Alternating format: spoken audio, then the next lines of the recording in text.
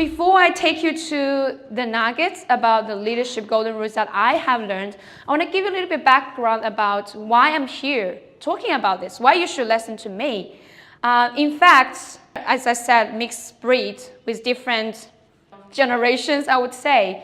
But I am also a leader. You know, people that I have managed, they are 30 years older than me, 20 years older than me, and some of them are 10 years younger than me. So there's no barrier between ages. That's not the thing we need to focus. And I wanted to talk about the number one, the golden rule that I believe it's very important. I want to share a story about when I was 9 years old. I was left home, right? I think my parents were baby boomers. They were always not home, just myself. It's another day. I didn't have food to eat. I was really hungry. I was sitting there. You know, we live on this place. We have lots of neighbors. I don't think we have this nowadays, but back then, you have neighborhood very close to each other. And, you know, it comes to 6:30. I was so hungry. They're still not home. We don't have this mobile phone. You can call your parents back then. Okay, I was like, oh, I couldn't wait. When can I see my parents? And I was sitting there really upset and saw this family next door, the kids, the same age as me. She has everything, you know, got all of this fancy food, and I smelled all this food. The more you smell it, the more you feel hungry. And I was like, and I had to really put down my pride. I decided to open the gate and I sit near my door and just wait there to get their attention, because then they will pay attention to me. Oh, hey, what's wrong? Where's your parents? They're at work. Are you hungry? Have you had dinner yet? I said, no. Do you want to come and join us? Like, I paused for a little bit. You know, as human beings, we have this kind of ego or pride. You still feel like, I don't want to say yes. It's shy. I'm shy. But they say, yeah, please. And I joined them. And the reason why I'm sharing with this story, it tells me a few things. Number one, I learned about compassion. Compassion is a magical word, guys. At that moment, I realized that, wait a minute, I did not feel the love from my parents at that day. But these guys just welcomed me, and I feel that warmth. And that gives me really kind of connection, and I trust them. And the second thing I learned is I became very sensitive to, you know, I can talk to strangers. I can talk to anyone in my life. That you don't have to be your relatives, your parents, whatever.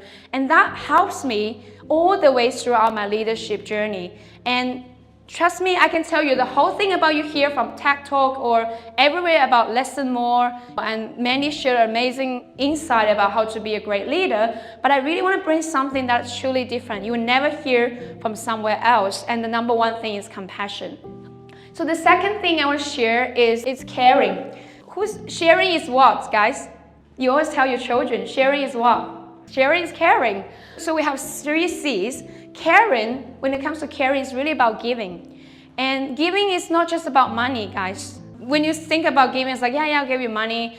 You know, it's all about that kind of stuff. But there are 3 ways of giving. And it's number one is, so we have time, and energy and money. Let's talk about time first, right? You guys are here spending this time with me. It's a giving. I'm here spending time with you. It's also a giving.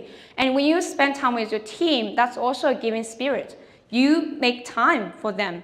And the next generations, as Manny mentioned, not just next generations, everybody will appreciate you if you spend time with them, because time is part of giving process. And the energy, imagine if I talk here like, hi guys, good to see you. It's a great day, yeah. How do you feel? No energy, right? Because I'm giving my energy. That's also kind of giving.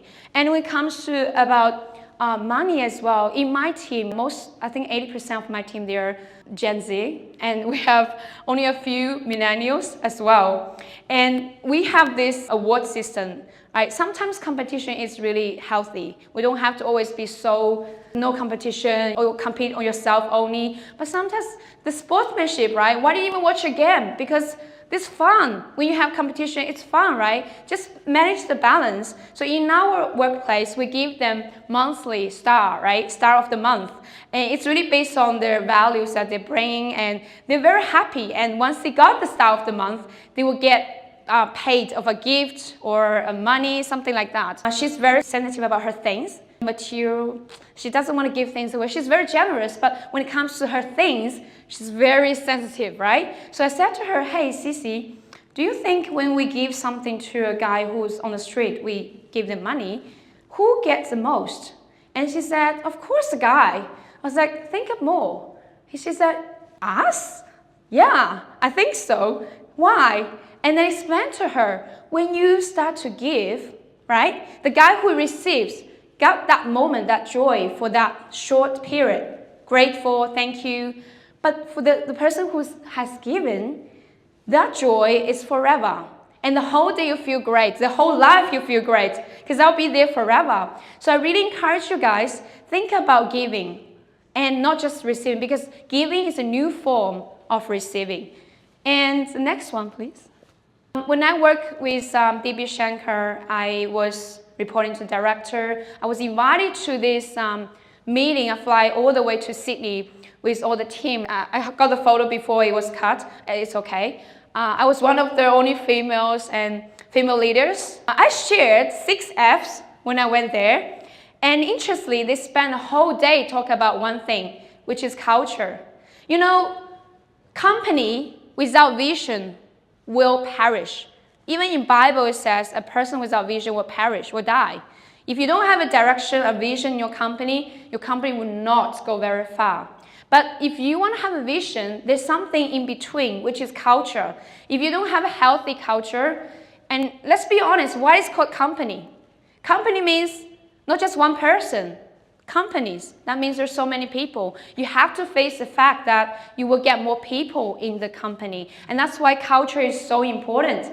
I brought out these 6 F words, don't think too much, F words, but it was amazing. I saw the director taking notes and they applied these things to the organization. They got 70,000 people to manage. And these are the 6 F words. I'll just quickly take you through before I finish my talk. So number 1 is family. You know, all these things I'm doing already and it worked, guys. So I bring this family feeling to my team that they feel belonging to.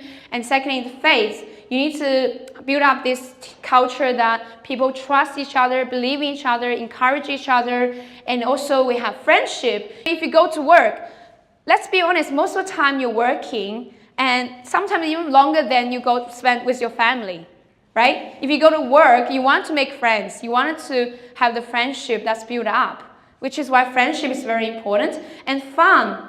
You don't want to be boring, just get up and be there. It's another day. Yeah, good morning. Nice to meet you. And finish the day. You don't want that. And that's why purpose is important, Mandy mentioned, which is coming to the next one, future. You need to give them a future. You need to show them, right, your vision. And, you know, I still ask them the question, what do you want to do 5 years?